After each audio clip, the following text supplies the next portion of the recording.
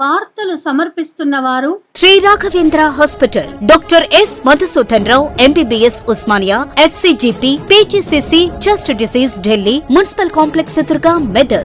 మెదక్ జిల్లా చిన్నశంకరంపేట మండల కేంద్రంలోని ఆగ్రోస్ రైతు సేవా కేంద్రాన్ని తనిఖీ చేశారు.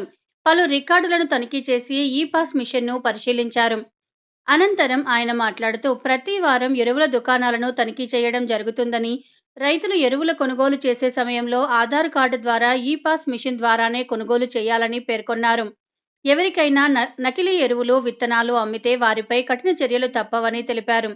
ఈ కార్యక్రమంలో మండల వ్యవసాయాధికారి లక్ష్మీ ప్రవీణ్తో పాటు వ్యవసాయ విస్తరణాధికారి శ్యామ్ తదితరులు పాల్గొన్నారు. నమస్కారం. ఫర్టిలైజర్ వెరిఫికేషన్లో భాగంగా ఈరోజు శంకరంపేటలోని ఆగ్రోస్ రైతు సేవా కేంద్రంలో విజిట్ చేయడం జరిగింది. దీనిలో మనకి యూరియా మరియు DAP ఎంత స్టాక్ ఉంది, ఈ పాస్ మిషన్ టాలీ అవుతుంది లేదా, అలాగే స్టాక్ పొజిషన్ ఎంత అని మీకు డీలర్ దగ్గర ప్రతి వారం మాకు రిక్వెస్ట్ చేయాల్సి వస్తుంది. కాబట్టి ఈరోజు విషయము స్టాక్లో టాలీ అంతా బాగానే ఉంది.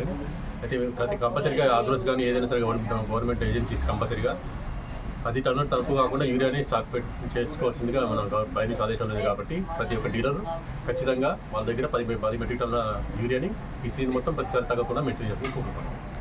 అందరూ చెప్పాలి, రైతులందరూ కూడా మనం వినపం ఏంటంటే, ఏ రైతు కూడా తప్పనిసరిగా ఈ పాస్ మిషన్లో ఎరువులు కొనుగోలు చేయాలి. దానికి కంపల్సరీగా ఆధార్ కార్డు తీసుకురావాల్సి వస్తుంది కదా.